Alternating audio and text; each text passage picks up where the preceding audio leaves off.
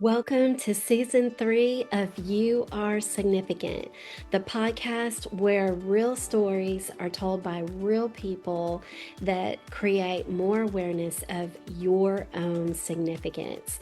You were created on purpose for a purpose with seeds of greatness inside of you. Ready to grow? Let's get down to it. Hey, I want to welcome Sarah Walston to our podcast. You Are Significant today. I am so excited to have her here, and we have become fast friends. We just keep finding more and more things that we have in common.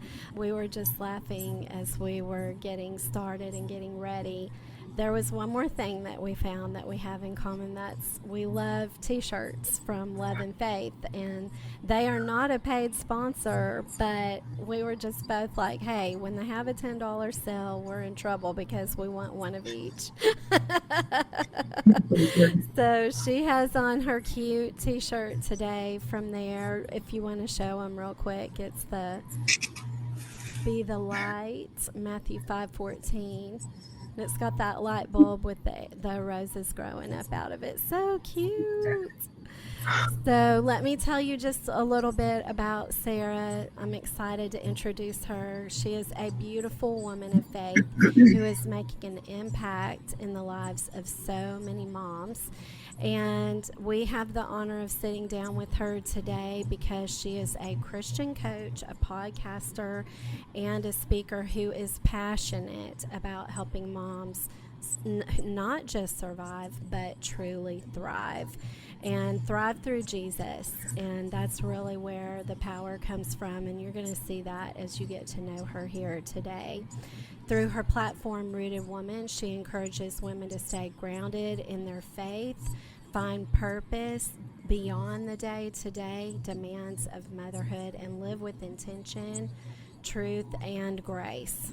And she brings such a refreshing, honest perspective on Jesus, family, and mom life. And I know this conversation is going to bless you, encourage you, and remind you that you are not alone in this season that you find yourself. So grab your coffee, get comfortable, and let's welcome Sarah to You Are Significant. Oh my goodness. Thank you so much for having me, Darlene. And thank you so much for that intro. I just love it. It's so sweet. This conversation honestly really feels really very personal for me because for a long time, I didn't feel significant at all. So I really value and appreciate the title alone of your podcast. We've connected so deeply on so many other things, but even just the title of your podcast struck me as something that I knew I could step into and share something maybe with your platform that could be beneficial here. But if anything, I felt like when I was not feeling significant, I felt like my life had taken a turn that really disqualified me from becoming the woman that I thought I was supposed to be. And if you have any little ears listening right now, I would just like to put a plug here for any of the moms. Maybe pause and come back to us or grab your earbuds because my story is very deep and it could open a can of worms that you might not want to open with your littles right now. So here's your chance. Pause, come back, or grab your headphones. So I'm going to continue because at 17, my life split into a very clear before and after. I walked through a trauma that I never chose. And not long after that, I found myself sitting in my car crying harder than I ever had before. Ugly tears. And I'm sure everybody knows what that moment is like for you. Maybe yours didn't look like mine, or maybe the reason for those ugly tears wasn't the same reason as mine, but you can identify with being in that space. Mm. For me, I was realizing that I was pregnant because of the trauma that I had lived. And I remember praying and begging for God to take it away. I felt like I could very much identify with Jesus begging God in the Garden of Gethsemane to take away the cup from him. for him to change the outcome of what I was living, to give me a different story. And when that didn't happen, I didn't understand him. I was very angry and I was hurt. And eventually, I stopped talking to him. And now I want to go back just for a second, because that is a very powerful and something that a lot of Christians experience, because I was a Christian my whole life. I grew up in church. I went to a Christian school my whole life. I knew where I was supposed to run when things got hard. But in the middle of that, in the deepest part of the pain that I was experiencing, I couldn't talk to God anymore. I didn't know what else to say. And so I turned away. I became a mom in the middle of all of that pain and the struggle and the wrestling with my faith. And I want to be really honest about this part, because I think a lot of women live right there silently. Maybe, again, yours look different than mine, but you know what it feels like to struggle with your faith on a level that you never thought was possible. Now, I loved my son so deeply, but I was also grieving the life that I would never have, the life that I dreamed about, the life that I was preparing for in my last year of high school. I dreamed about becoming a lawyer and doing all of these incredible things, fighting for the Lord, fighting for our faith in court. But that was taken from me. I felt empty. I felt ashamed. And I felt like my life was over before it even started. I slept as much as I possibly could, and not because I was just physically exhausted, but because being awake meant feeling everything that I didn't know how to process. And when I was awake, I was trying to hold it all together while internally falling apart, because people around me didn't know how to approach me. They didn't know how to talk to me. I didn't share specifically what happened with a lot of people, but the ones that I did share this with, I heard all kinds of things from. It was my fault. I should consider abortion or adoption or all of these things. Anything that you can imagine, I felt it. I heard it. I saw people whispering behind my back, looking at me sideways. And in that season, if you were to have asked me about my faith and about growing in the Lord, about even the fruit of the Spirit, I know that's something that Darlene is leaning heavily into in this season with you guys. Mm-hmm. The love, the joy, the peace, the patience, I would have thought that all of that was for someone else, because I didn't feel loving. I didn't feel joyful. And I definitely didn't feel peaceful. I felt like I was struggling with everything that was happening, and it was happening so fast, and I had no one to ask how to handle all of this, because I don't know anyone that walked through it. But at the time, I didn't realize what God wasn't waiting for me to feel those things. He was slowly and gently growing me in them. He was allowing me to be crushed by my circumstances so that I could fully realize that the only one that I could really depend on and the only one that I really needed was him. So love started in the most unexpected way. I wasn't emotional at first. All of this the love wasn't overwhelming. It wasn't a picture perfect feeling. It was just choosing to care for my son, even when I felt numb, even when I could see bits of the person that brought me into that future in his face. It was choosing to stay when everything in me wanted to escape. That was the beginning of real love. It wasn't based on feelings, but on commitment. And joy didn't come as happiness, because happiness is very different than joy. It came in moments, small ones, a deep breath, a quiet moment, a reminder that even in everything that felt so broken, there was still something good. And I began to realize that joy wasn't the absence of pain, it was the presence of something deeper in the middle of it. Peace was something that I had to fight for in those moments, because I was dealing with a lot of anxiety and fear and overwhelm, trying to control everything around.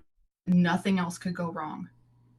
And I was breaking myself in ways that I didn't even understand. But God had grace for me in that season. And He taught me how to have grace for myself now looking back.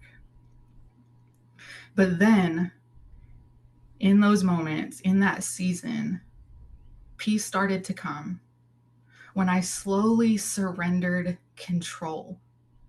When I began to trust that even if I didn't understand my life, God still held it together.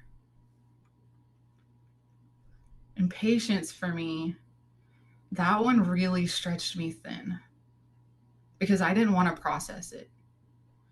I didn't want a process, I wanted a solution. I wanted healing to be instant. I wanted clarity right away. I didn't want to have to walk through any more pain or sorrow or fighting to survive. But instead, God met me in the slow, one day at a time, one step at a time. He met me in the roots that were growing before I ever saw the plant. He was teaching me that healing does not happen all at once. It happens in layers. And that often doesn't look like what we think it should look like. And there was a moment that really shifted everything for me. I was sitting in my car in my parents' front yard, completely broken, not just by the circumstances caused by other people, but by the circumstances that I had put on myself, by the choices that I'd made that brought me to where I was.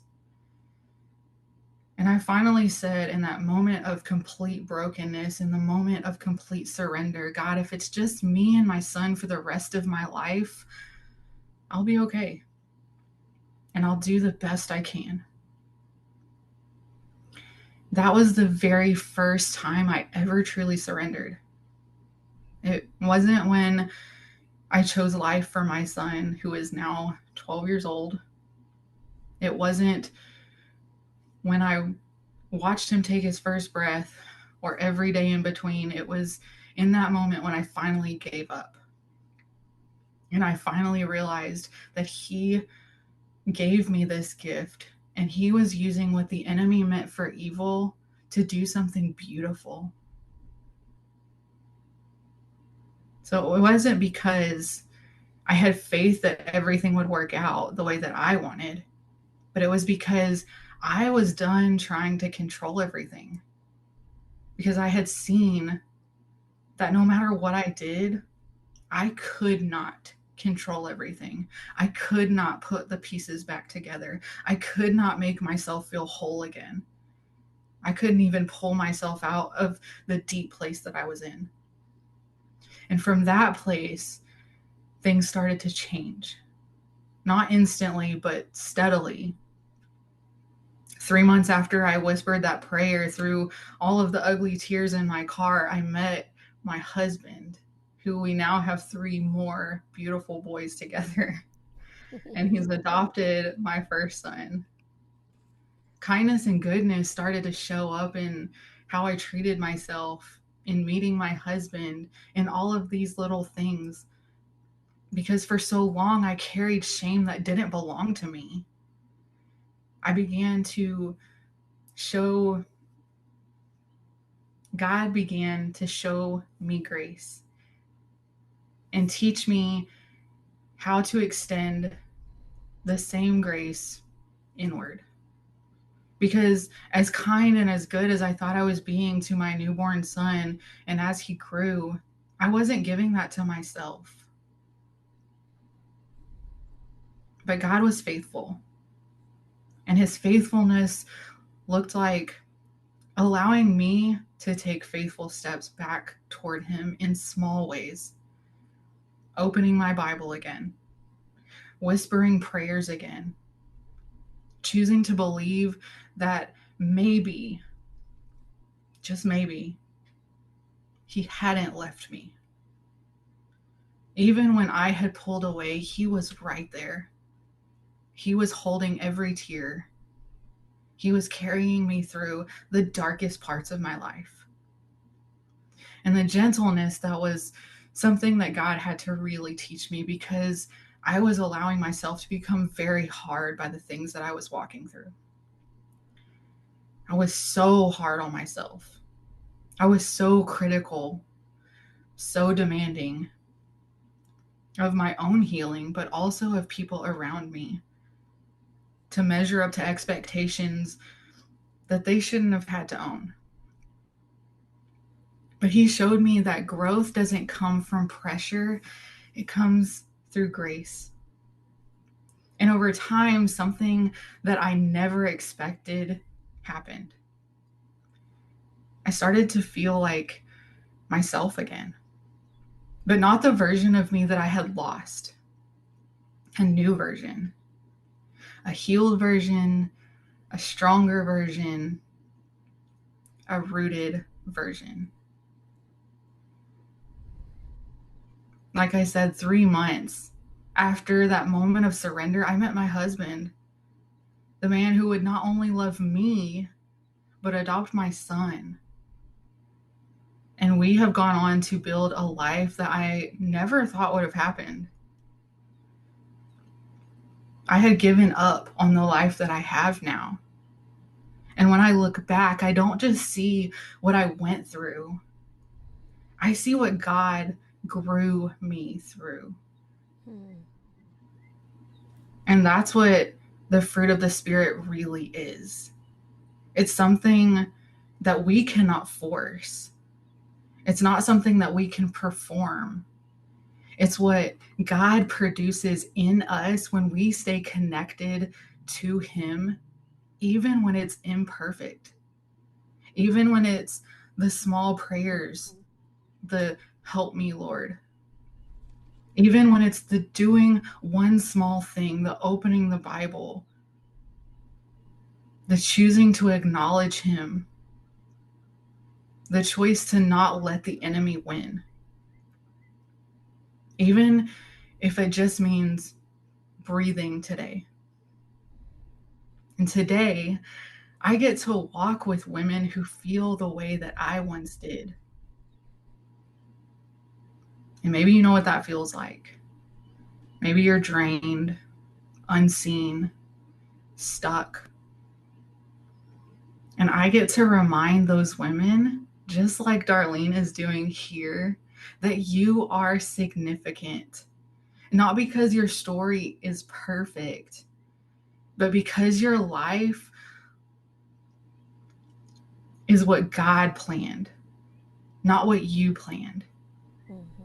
Because God is still working in you.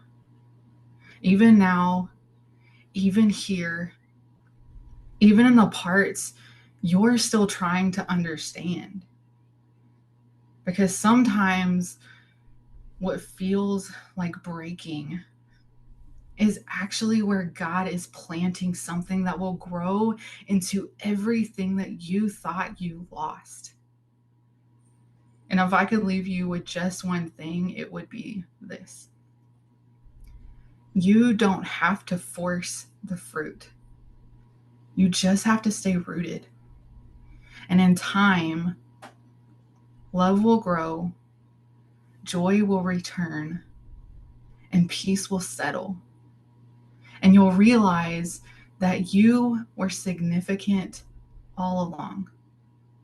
And He loves you so much.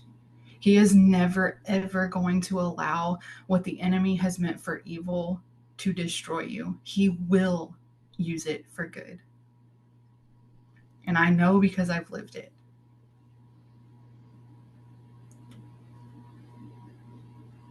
Wow, that is beautiful.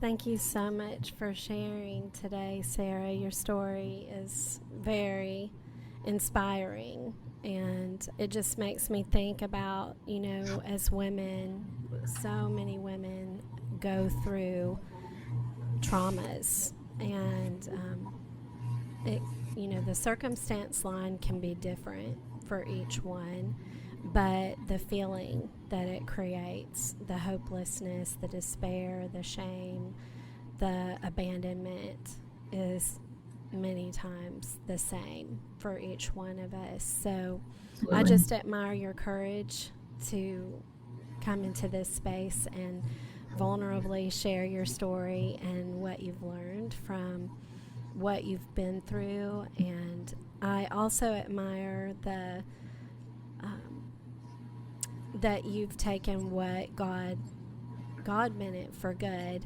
Satan meant it for evil, and we have a choice. Who are we going to embrace? What are we going to feed? We are not animals, so we have the ability to choose. And I just admire that you chose that path, like those roses on your t-shirt, the beauty from ashes that we talk about and the Bible talks about. So you took what could be, some people would say, well, that's manure. Well, hey, manure can be used for good things. It It's the can be the used to greatest fertilizer. fertilize. What did you say, Sarah? It is the greatest fertilizer. Ugh, we don't want to go through those trials. But like First Peter says, those trials refine our faith, like gold in fire is refined, um, and from it comes a faith that is stronger and even more pure and more beautiful, like that gold. So, Absolutely.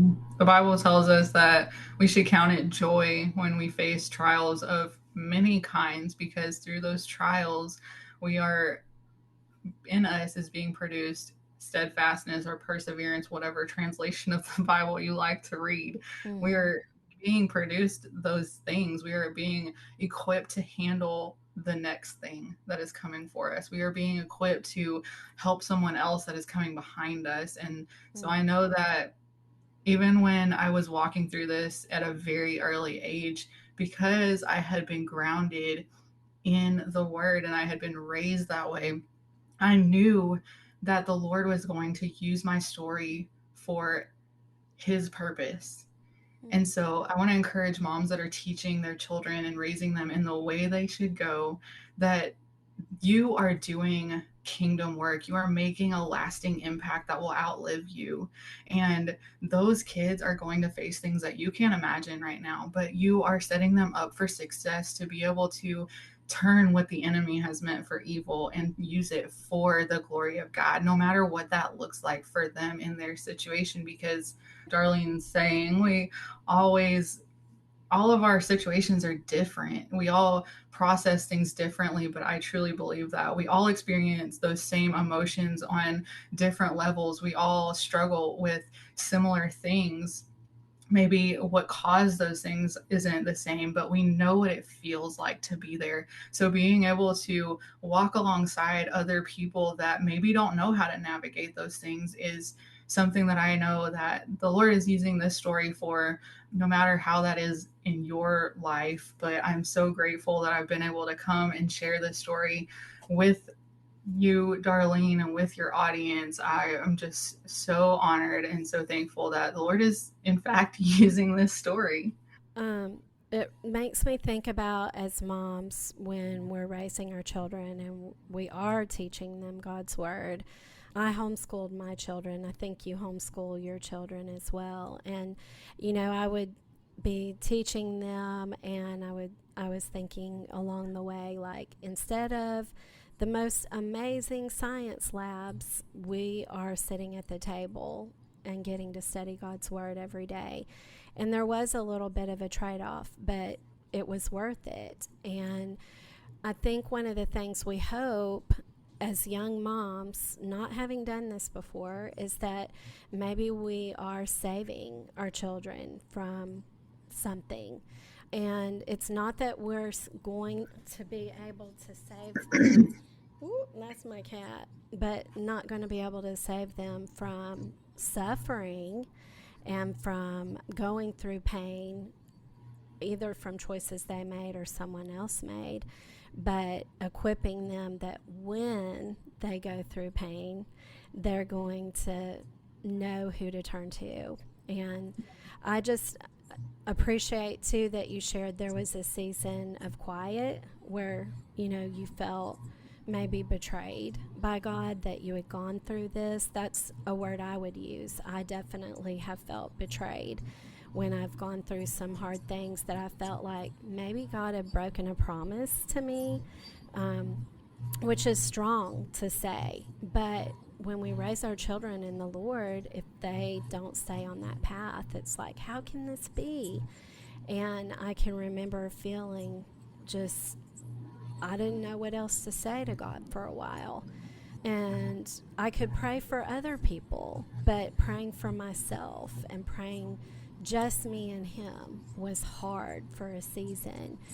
And I just had to keep forgiving. I had to keep forgiving what my expectations were, what I thought was supposed to happen that wasn't happening yet.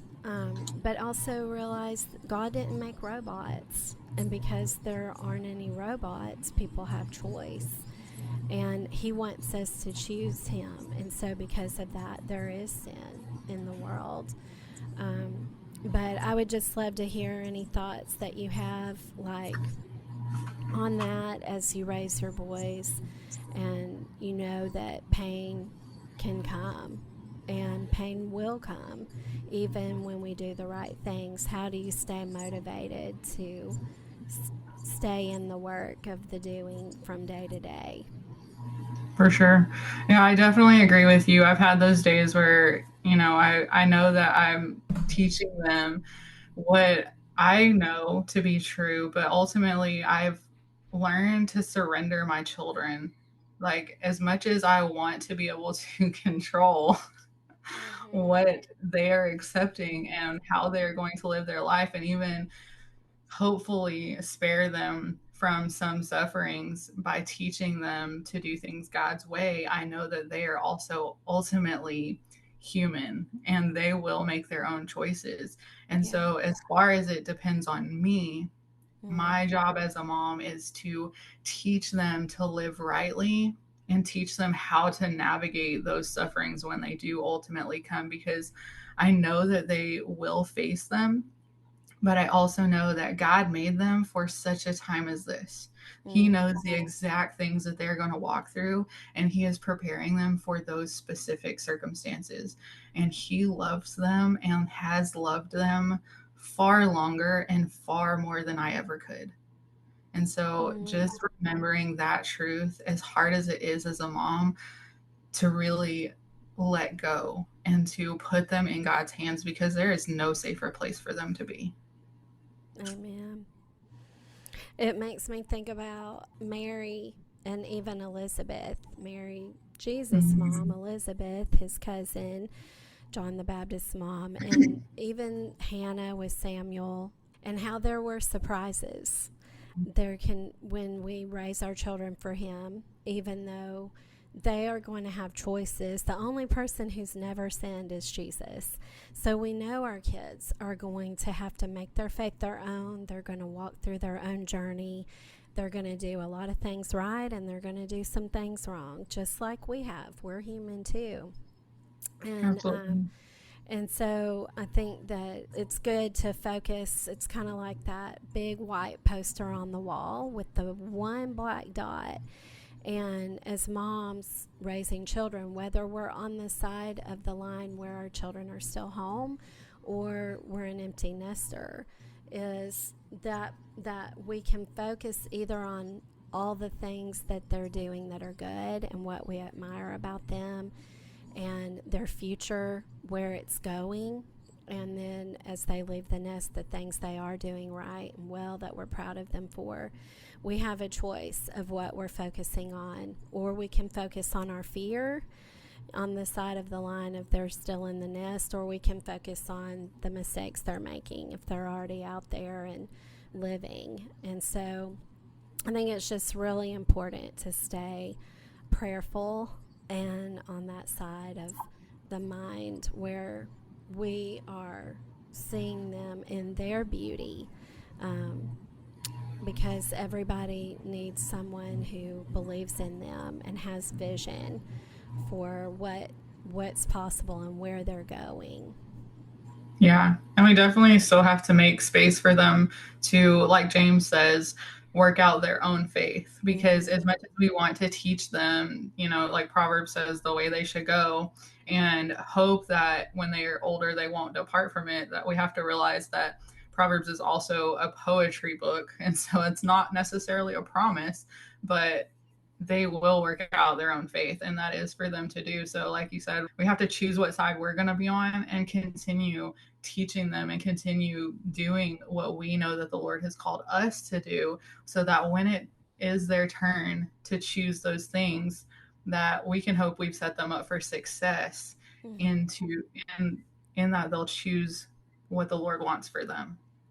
Yes, so beautiful. What kind of advice do you have for someone on the outside looking in? They know someone's going through a hard time and they want to be supportive and they're not quite sure what to do. What advice do you have for them?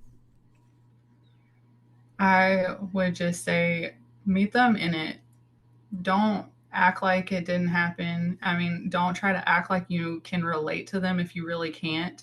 Just be honest with them. Just tell them it sucks, because, whether it's dealing with a loss or dealing with some kind of violation or whatever thing that they're walking through, typically, because we live in a fallen world, whatever it is that we're walking through is not fun to walk through. And just acknowledge that they shouldn't have to be where they are, but they're there. And let them know that you're there for them. If they need you, then you would be happy to do whatever it is that they need. If you're willing to step into that space, maybe cook them a meal, because everybody loves food that they don't have to cook.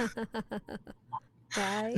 Offer to come over and clean their house or watch their kids so they can take a nap, because for me that was a huge thing, just to be able to escape the reality for a little while. That was the biggest thing for me, just acknowledging, just being real with it, because we all, like we said, we all walk through these things. We all know what it's like to be in that space of brokenness and uncertainty and not knowing what to do or where to go. And we're stuck in the grief of not having our expectations met, or maybe not having our prayers answered the way that we wanted. Acknowledging that that sucks is okay. Even Jesus mourned the loss of him having to suffer what he suffered. Jesus felt all of our emotions. So it's okay for us to acknowledge that where we are, and it's okay for us to acknowledge where other people are and to meet them in it and support them, because the Bible says that two are stronger than one. So if we can walk alongside someone, just bring them food, bring them diapers. If you want to do that, step in. Don't ask them maybe if they're one of those people that aren't going to tell you exactly what they need, because a lot of people don't know what they need when they're walking through those things. Just step in and say, hey, when is a good time for me to come and clean for you? Can I come wash your dishes? Can I bring you a meal? What do you like to eat? Just offer them something. Let them be open to receiving it. And if they say no, just graciously say, well, if you need something, let me know. And I think that is the most powerful thing. Don't stand off to the side and just whisper about them. Maybe just hug them. Some people just need that too. from my perspective, what I lived, I was not in a hugging mood. Mm-hmm. But some people, depending on their circumstances, they may be there. Mm-hmm. Yeah. That's what I would say. I love that. That's so helpful because a lot of times it is really hard to know what should I do to help. And Yeah, for me, the instinct has been to just back off and give space and give time. And I think there is a place for that, but for sure. there is also a time to like, okay, what can I do to help? And I think it takes a lot of courage. Revelation talks about one of the sins that Jesus condemns is cowardice. And we can't just stand by and be a coward and do nothing because it's awkward, or we are afraid we're going to mess up, or we're afraid we're going to be rejected. We do have to allow that person to say no, Yeah, but it still means a lot that you offered. Um, yeah, Even if were trying to give you a side hug, they don't maybe know all the circumstances, and you were just like, please don't do that. Hey, it still meant a lot, I'm guessing, that they yeah, were trying to do something to comfort you. for sure. Or even, talk to the people that are closest to the person that's struggling and find out where they need the help the most or what they're struggling with, because likely those people are going to know something that you don't know or be able to help you or point you in the right direction for you to support that person in the way that they need support the most.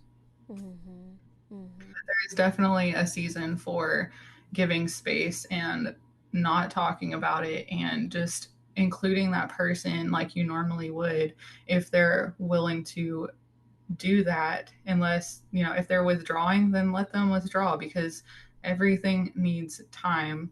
Ecclesiastes says to everything there is a season, and sometimes that season is for grief, in your grief to step away, in your mourning, in your loss to step away, in your overwhelm to wrestle with that with the Lord. So that's okay. But like you said, Darlene, you need to be able to come alongside still and let them know that even while they're away, they're not alone. Mm-hmm. Alone. Thank you so much, Sarah, for hopping on and sharing your story. Thank you for tuning in to You Are Significant. I hope that this episode helped you to embrace your own God-given purpose. Please share this out with a friend and remember to subscribe. Thank you so much for listening, and until next time, walk in faith, find the joy, and stand in your own significance.